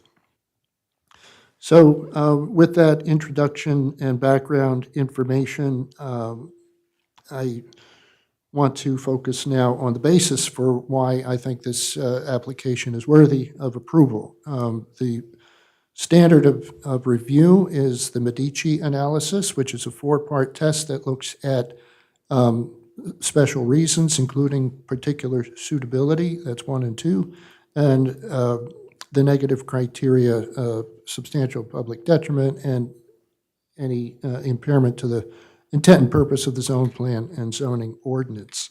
So getting started with that evaluation, special reasons I identify associated with this proposal are as follows. I think that purpose A of the municipal land use law squarely advanced by what has been described before you tonight. It promotes the general welfare by putting the land available for economic development to productive use. This is compatible with the EDO1 use directly across the street when it gets established there, of course. Purpose C is to promote adequate light, air, and open space. We have a generous development envelope, if you will, on the site without being too close to anything. So there's plenty of room for separation, adequate light, air, and open space. Purpose G promotes the idea of providing for adequate facilities for a variety of uses to meet the needs of the state citizens. In this case, a commercial use to house storage on a site that has been used commercially for several decades now. Purpose I think, is really the key municipal land use law purpose that's being advanced by this application, should it be approved, and that is to promote a desirable visual environment. The site clearly needs an upgrade, and what is possible here can make a tremendous transformation of what you see today to what it can be with all of the elements that have already been touched upon by various people in this discussion so far tonight. It's the intention of the applicant to work with the board and its professionals in establishing a very aesthetically appealing outcome here. And finally, purpose M is advanced for the efficient use of land, this commercially used land, already there, already disturbed, already established. Upgrading it and finishing it with a nice modern building certainly repurposes the land in a positive manner, in my opinion. The Medici analysis wants to hear about particular suitability, what makes this site so particularly suitable for this use. And I find that it does by virtue of its condition and by the context that the property sits in. As to the condition, we have a long-standing utilization by non-residential use here. The last use said to be a landscaping contractor yard, not the brother-in-law of the applicant, but a prior owner of the site. But this site has the natural capacity to accommodate the proposed use that's part of this application, address prior environmental disturbances, provide adequate buffering, and improve its appearance, thereby upgrading the neighborhood around it. As to the context, I mentioned this earlier, the site lies between an area characterized by various non-residential uses to the north and to the south along Englishtown Road. It's expected that more intensive utilization in fulfillment of the zone plan's vision for economic development is anticipated to occur on these lands currently zoned ED01. And that the zoning district, as I said, lies directly across from the development site on this property, making the property particularly unsuitable for residential use. So that points to what is the best thing to do here then. And that is to make a better use of the land, better appearance with what exists there today, and it's roughly in its same utilization. Since the balance of the subject property is wetland and thus will not support any development or human occupancy in a very wide area to the west and south of the existing building on the site, or the proposed one for that matter, it's effectively isolated and not part of a traditional residential neighborhood. When the EDO use touches down across the street, it will even further orphan this site from any sense of being in a residential neighborhood from a practical matter, in my opinion. So moving on to part 3 of the analysis as to neighborhood detriment. Is there a substantial detriment to be expected from embracing this use here in this application? I took some effort to try to find out what happened here. How did this property come to be what it is? And Ms. Savant verified that the records are scarce in any kind of documentation, but there is a resource that anyone can access. It's called historicareals.com, and you type in the address under the aerials tab, and it goes back to 1931. I looked at all the screens that were provided images from that time to the 2019, which is the last image available, and found that roughly in 1957, the property went from green field of nothing on it to hosting some type of structure that had what looks like a gas pump in the front. I don't know that it was a gas station, but the configuration, it's like a circular drive around this thing that's kind of blurry in the image. That's pretty grainy imagery, but that's when use of the property, and I believe it, to me, it looked non-residential. So as far back as 1957, there's a suggestion that this sort of grew organically into what it became today over the years. The current configuration where there's a fence in the front and a building just behind it first appears in 1979, again, in the historic aerial imagery available online. So I can skip the chapter and verse about what I saw in the other screens, but the main takeaway for me is it has a long history of being non-residential. Excuse me. Continue with the evaluation of the question, is there a substantial detriment to the neighborhood? The two properties across Englishtown Road are now in non-conforming residential use, are slated for more intensive commercial utilization, with which our use, as proposed, would be most compatible and in no way posing a detriment, in my opinion. The residential enclave to the north was established and occupied with the non-residential nature of our site plainly evident. So no basis do I find for a substantial detriment for continued non-residential utilization under improved conditions. The neighbor to the south is well buffered by both distance and mature woodland, as shown in my exhibit. So again, no basis for a substantial detriment to continued non-residential use under the improved conditions that will evolve should this project go through site plan review. The applicant intends to construct a building to fully contain all the durable items to be stored there except for the bulk storage bins, as you heard. Clearly an improvement for the neighboring uses over the existing condition. The bins for the bulk materials deep at the rear of the existing non-vegetated area far from any dwelling. Also, you heard testimony as to infrequent utilization. Visitation during normal business hours is expected. Security measures will be deployed to will continue to be deployed at all times. Excuse me. So by virtue of the proposed containment of storage within a new building and upgrade of the site's environmental quality and appearance, effectively the use is being improved in its impact and overall public benefit, in my opinion, rather than increased in detriment. Excuse me.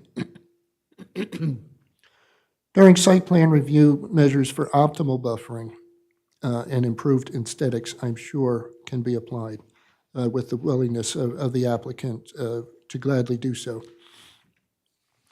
Since, interesting thing I conjured here in my analysis, since no site plan approval is required for the permitted single-family use, should one be proposed here, the township, through site plan review, will actually have much more say through its site plan review and enforcement powers in what measures are implemented on the ground for the long term here. Important aspects of buffering, wetland protection and restoration, and overall aesthetics can be most optimally controlled through a formal site plan review process, another plus for doing it this way. It's also important to note that other permitted uses could touch down here. That would be more impactful, more intensive utilization, and more continuous activity and traffic. Due to the very large size of the site, 506,867 square feet, the zone plan would allow a building of up to 40,549 square feet of floor area within the 40% maximum coverage. We have an 11.6 acre site, so that's why 40% gets you to such a large potential building area. And there, that would be a maximum of 079 FAR. We propose a building coverage of 6,550 square feet, or 1.3% building coverage, and an FAR 0.0129. three of the uses that could attain those kind of dimensions that would be permitted here: house of worship, school, and daycare center. The permitted uses across the street in the EDO 1 could be actually highly incompatible with the residential use on the subject property, as I stated. So finally, the last step of the four-part analysis is to look at the impact on the zone plan. The zone plan, as you know, depicts R120 use here on the land. Today, it is a mixture of residential and non-residential, but the zone plan vision is for realization of two economic development nodes, one north and one south of the subject property, and in fairly close proximity. And I must again point out, I conclude that the setting is not conducive to additional single-family housing here. A modified non-residential use here supports the zone plan objectives to improve the jobs to housing ratio, slightly moving the needle in that direction. It's not a huge employer as testified by, but it moves it in the right direction. And and minimizing nitrogen in the groundwater as articulated in the township's planning documents. The development site here is a very small part of the overall 120 zone, despite its large size. So it's not, in my opinion, tantamount to rezoning through this variance process. We're proposing really no change to the existing land use pattern, so I see no basis for a finding of any impairment of the zone plan and zoning ordinance purpose and intent, let alone one rising to the level of substantial. As to the required enhanced quality proof, which is the tail end of the negative criteria in the Medici analysis, clearly this board has far more information today in front of it for its consideration than the governing body, which typically utilizes a very broad brush approach for its zoning designations on the zoning map. The unique characteristics of the subject property and this proposal will be harmonious with the zone plan results on the ground, and thus more consistent with the overall vision for this area, in my opinion. So in conclusion, the site obviously needs improvement. Approval of the use variance, followed by the development of an appropriate site plan, will provide a unique opportunity to make for a good community asset in this particular location. The applicant is very willing to continue working with the township to achieve the optimal outcome for all stakeholders. The application satisfies all four elements of the Medici analysis. And on balance, I find that the positives of the overall application greatly outweigh any negatives, and therefore submit to you that your approval is thereby warranted. I rest there. Thank you. Thank you, Mr. Passalano. Mr. Chair, it was a rather thorough presentation, and I have no questions of Mr. Passalano. He's available to the board. And Is it Friday yet? Saturday. you did a good job to the board and the board's professionals. We're getting overtime, tonight. Mrs. Swan. I don't have any further questions. The only thing I wanted to say was I had a writing here, and you got to it at the end, and I said, how long has this been operating as such? And then you went and you told me about historic aerials. And so I think that tells the whole story. And when I see your exhibits, I'll point to page 1, where you carved out the lot in yellow, correct? Yes. Okay. Is it conceivable that someone would come in and buy this up and put homes up? No, And why? Because of the wetlands? exactly. Okay. And the area. It's really not calling for more Move residential. to page 2 of 5. When you look at the cutouts on the zone plan, why do you think they stopped building up here when it got down to there? I think the same constraint, wetland pervasive throughout the Right. area. Why would you stop if you didn't, if the land could be used? Right. So Exactly. it's probably inconceivable that they would never put homes there. We're on the same page with that exactly, Mr. Chairman. I just want to make sure that's your opinion as well. Yes. Okay.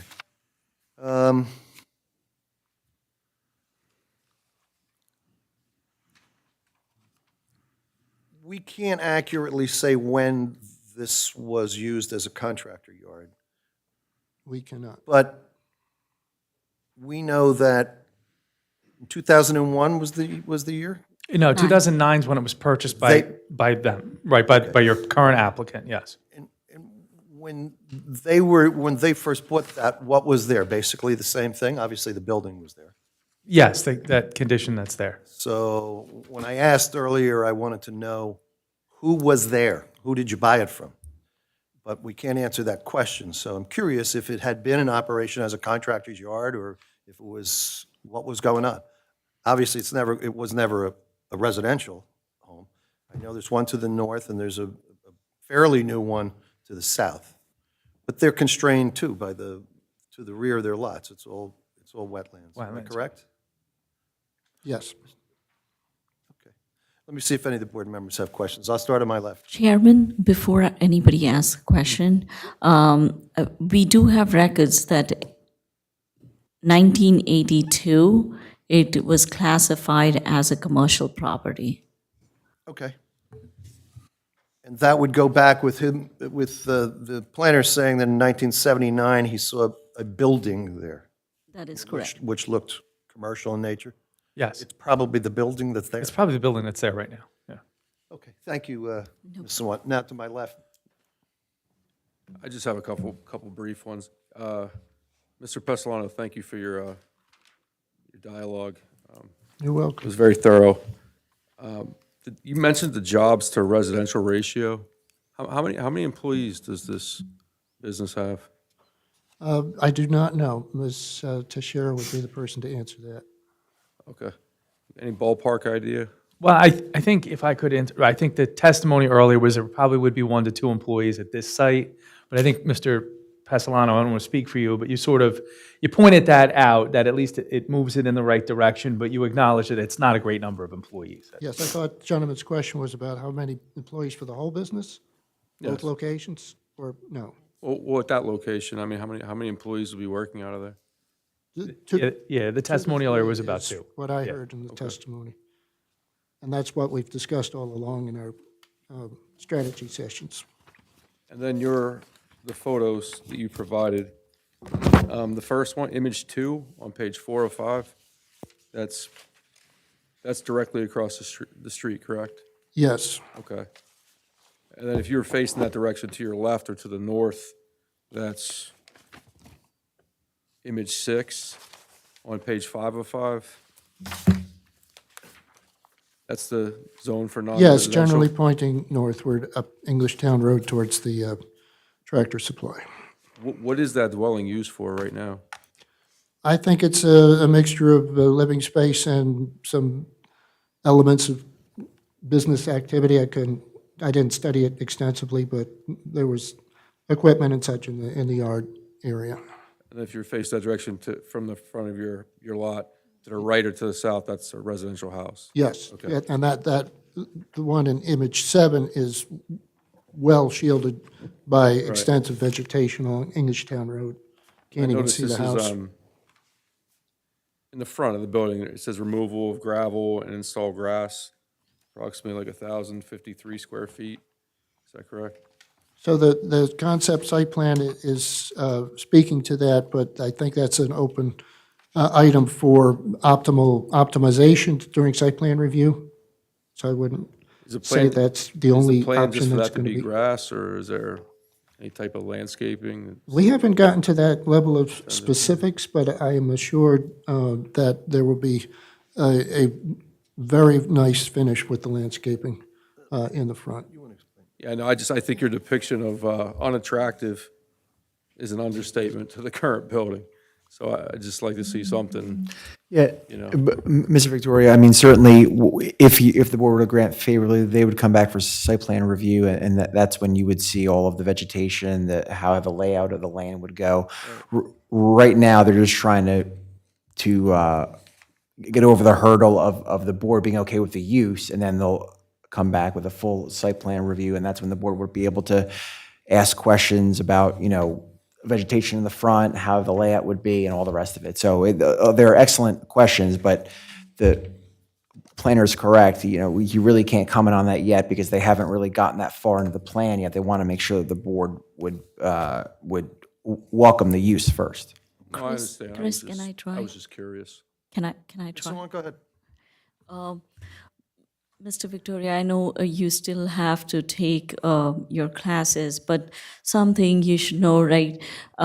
When a developer comes in, any developer, New Jersey gives them an option. When they're not certain whether the use will get approved or not, they can always bifurcate the application, and this is what you're seeing. So traditional applications like Tesla, you will see a site plan approval associated with the D3 use variance, wherein there's one presentation for the use as well as the site plan.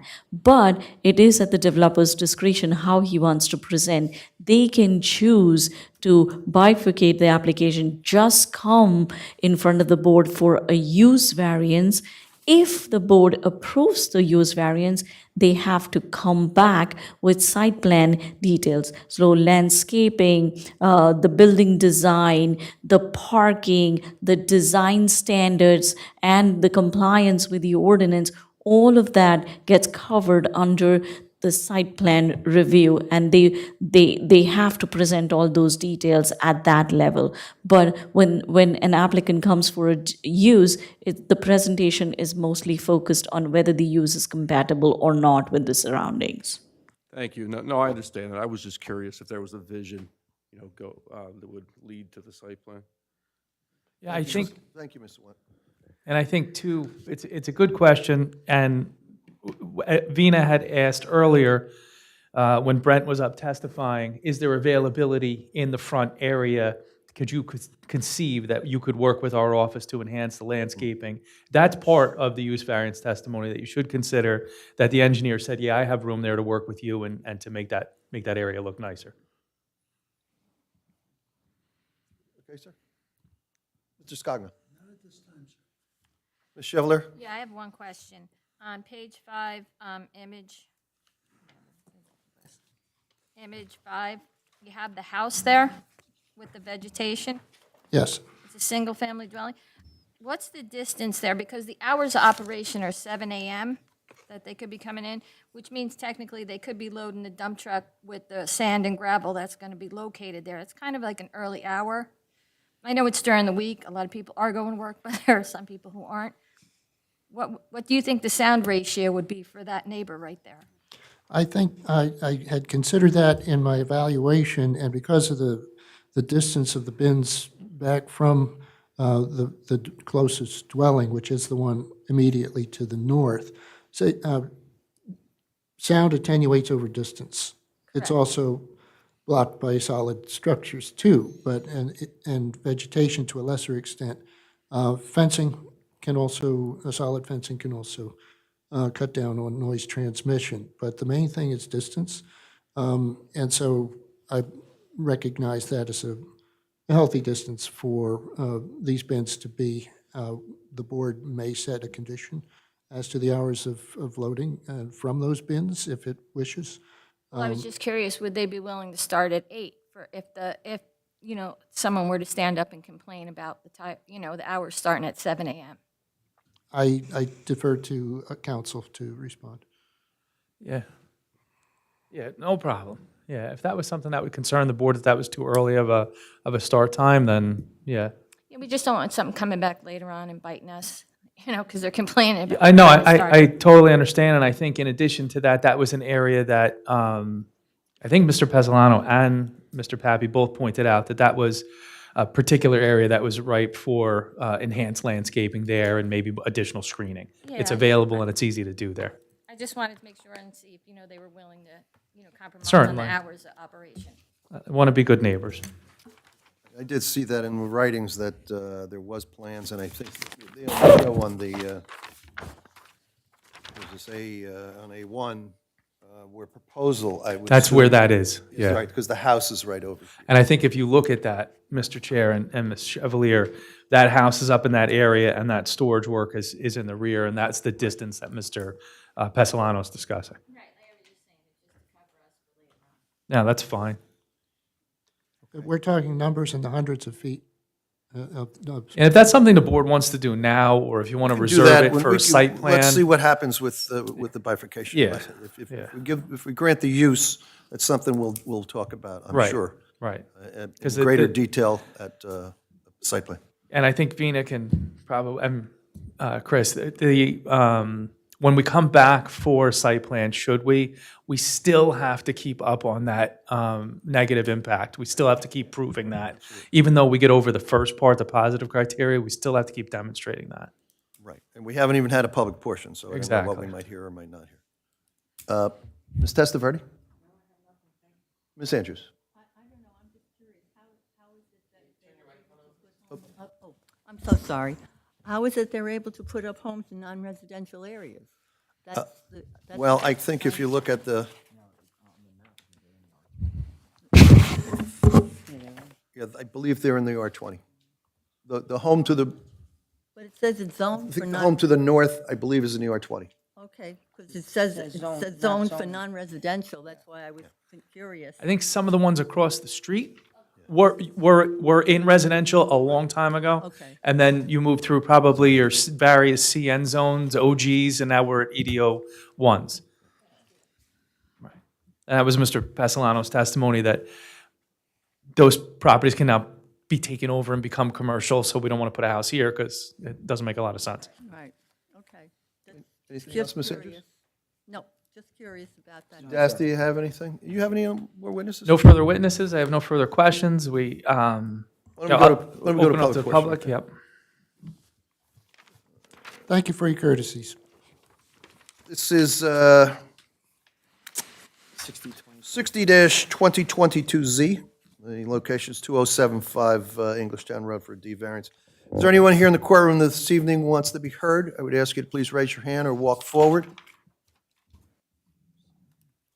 There will be further opportunity. I don't know that there's going to be a vote tonight. I don't believe there is there? No, I don't think there'll be a vote. Well, we could talk about that. Okay. So there may be another open, there will obviously at any hearing, there'll be a public portion. No one has come forward tonight and raised their hand. I'm going to close the public portion. So, Mr. Chair, the board does not have a full complement of members. This is a use variance. The applicant requires 5 affirmative votes out of the members that are here. So in fairness to my client, I want to give them their best opportunity for that vote. So I would ask if the application could be, I'm going to ask that the application be carried to the December 21st meeting without the requirement of any further notice or publication. I don't intend on presenting any additional evidence at that time. You have opened it and closed it to the public. We can, in my humble opinion, go to that meeting for me to make a quick reminder statement to everyone and then ask for a vote. So I'll ask now, does the board intend at that meeting to open up to the public again? And should I bring professionals back again? My only comment, Mr. Clauser, is you're going to have other board members here that are just going to read the transcript, and they may, you know, in fairness to them, if they have questions, you might want to have people here to answer them. And I will have the people here on the 21st. If that's, I think that- if that's I think that okay would- with you. I think that would be best. I mean, the one thing you would not want to happen if someone who reads it has a question and there's not someone here to answer it, so. I I think want the that's- client to hear that. As far as the opening to the public, if you're not going to present anything else, I don't think we have to. I think we're done. I think there's precedent that we don't. That's correct. That's If there's correct. testimony, Yeah. then we have to. If a question's asked and there's testimony, then that may confuse the issue, but if there's no testimony, then you're correct. Seemed like a good time for us to just get the ground rules down, that's all. So with that, I would ask, I thank everyone and Before you end, let me just ask anybody if they got any Sure. questions for you tonight, now that we went to the final witness. Is there any questions that you would like answered tonight for any of the witnesses here? No. Mr. Scogno? No. Ms. Chevalier? Okay. On this side? No, ladies? Okay. I'm sorry, now, no, so if I could then, I just would like for you to make an announcement that it's been carried to the 21st without the requirement of further notice or publication. It's my intention just to ask for a vote that night, but I'll be prepared to field any questions if we need to. 12/21 of this month. 12/21 this month. Well, I get to say Merry Christmas closer to the date. Right, I know. Don't bring any presents. I won't. Oh, that would be bad. If you're watching at home, or if you're here this evening, this matter will be carried to our next and final meeting of the 2023, and that's on December 21st. We commence at 7:30 if you're interested. There'll be no further notice. Thank you very much. Thank you very much. Thank your witnesses. Thank the property owner for, you weren't timid at all, so you got through it. Thank you very much, and to all, good night.